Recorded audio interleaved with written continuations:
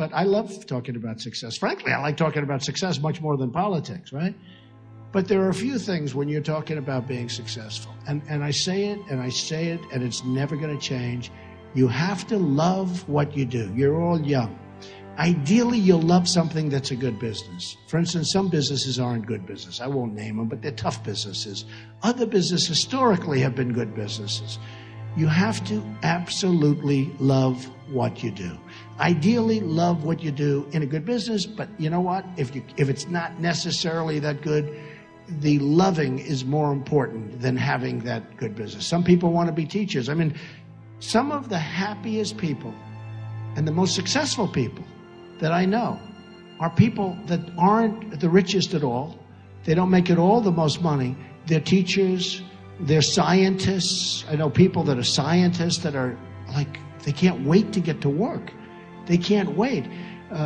Policemen, you know, our police departments are, I think, terribly disrespected. I think they're not given the credit for the great job they do. I have to be honest with you. But I will tell you that the happy people are the people, number one, the people with great families, people that have great relationships with their wives or husbands, very, very important toward success. Because I don't consider success necessarily monetary, because I know the most successful people in the world. And many of these people are really miserable people, okay? No matter what, and perhaps I'm in that category, okay? But I'm pretty happy. At least I'm very content, I can tell you.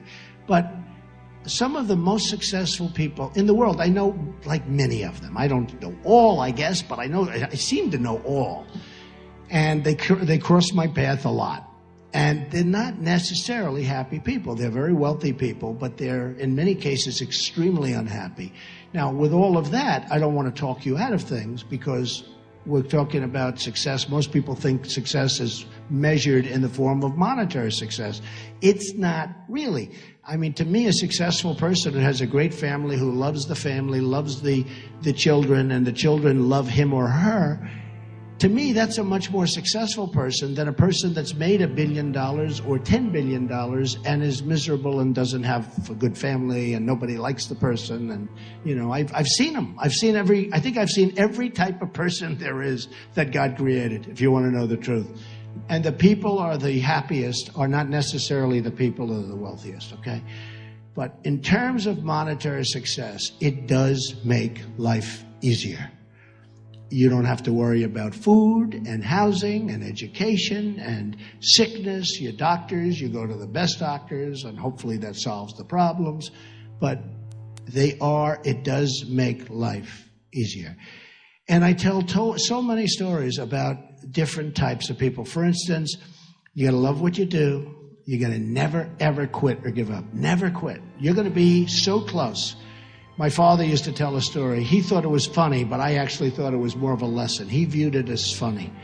And it was about a man who loved the cola business. He loved, soft drinks. That's what he loved. He just loved the business. Isn't it strange how people like different businesses? Look at all these geniuses, the heads of your college. And I think you like this better than politics, too. Don't we like this better? This politics, oh. So what happens is he loved the cola business. And he founded a company. It was called 3-Up. And my father would tell this story. He'd laugh, but I'd listen and I'd say, I don't want to laugh. It's a lesson. And he found his company, 3-Up.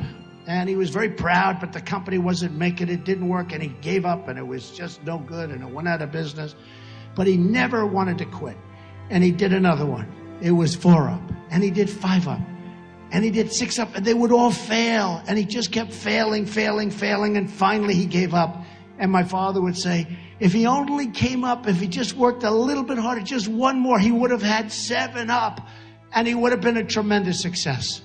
And I laugh because I think of my father telling me that story. And we viewed it differently. And what I viewed it is not as comedy. I viewed it as never, ever give up. Just never give up. You can't. I view another word that you never hear when you're talking about success, and that's momentum. Some people, and you have to know about yourself. You have to know about momentum. Some people have a great momentum. It's even like me on the campaign trail.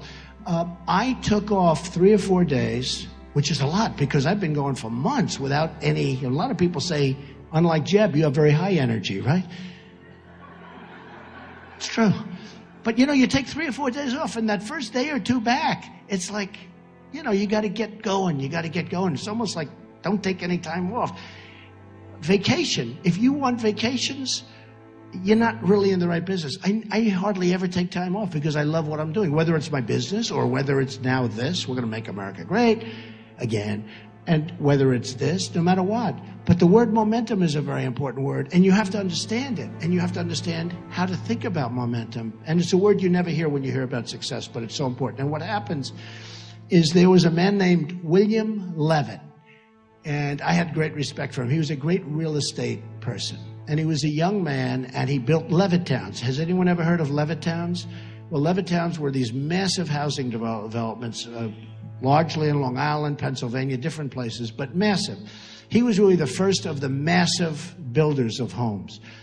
And he was a young man. He did unbelievably, became very, very rich, and everything he touched turned to gold, and it was incredible. And then what happened is he was offered a lot of money by Gulf and Western. It was a big conglomerate to buy his company.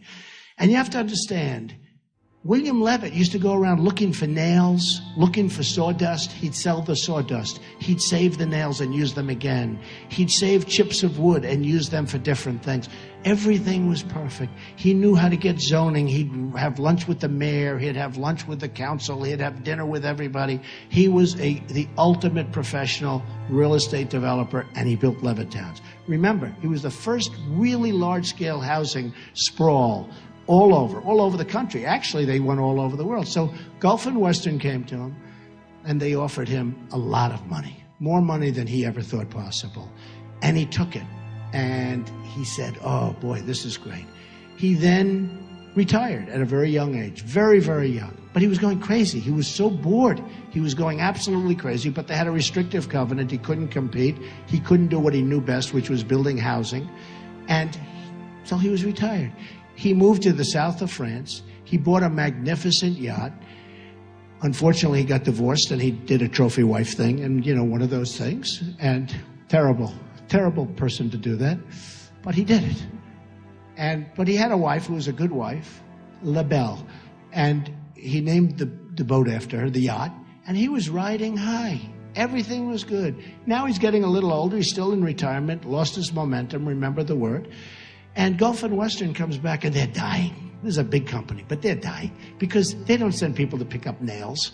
They don't send people to sell the sawdust. They don't send people to take the little scraps of lumber and bring them down and sell them and get very small amounts of money, but it all adds up. And they're losing their shirt with this company they bought. They couldn't get zoning because they don't take the mayor out to dinner, and they don't do the things that you have to do. And they couldn't get zoning. They had all this land. They went crazy with buying land, and they couldn't sell the company because it was a mess, and they destroyed the company. And they went to William Levitt, and they said, we'd love to sell you the company back. And he said, I think it was about 12 years, he was out, okay? Lost that, whatever it is. And after 12 years, they came to him, they said, we'd love to sell you the company back. Would you have any interest? Yes, I would. I'd love to buy it back. So he bought this big company back, bigger than what he sold. He had all this land that was unzoned and all. And he worked like crazy. He worked 24 hours a day. Work. And he went bankrupt, out of business, totally bankrupt. The biggest, he went bankrupt.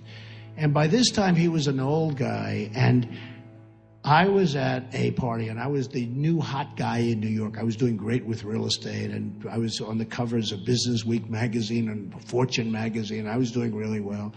And there was a man named Steve Ross that a lot of you folks would know from Warner Communications. And he was the hot guy in entertainment. He built Time Warner, and he was a great guy. Passed away from cancer, unfortunately, but he was an amazing guy, one of the great people in the history of the entertainment business. And he was giving a cocktail party. He had 50 people on his Fifth Avenue apartment. And I walk into the apartment. I was invited. And I see 50 people, and most of them are in the entertainment business. And I saw one person, pretty old guy, and he was sitting in the corner, and his name was William Levitt. And I went over to him because I was attracted to him because he was in my business. I didn't care about the entertainment people. I cared about him. And I said, Mr. Levitt, how are you doing? Donald Trump. He said, yes, I know. He said, I'm not doing well. I'm not doing well at all. I said, I read that and it's too bad. What went wrong? And I'll never forget the expression of the statement. He said, Donald, I totally lost my momentum. It's a thing you probably never heard. He lost his momentum.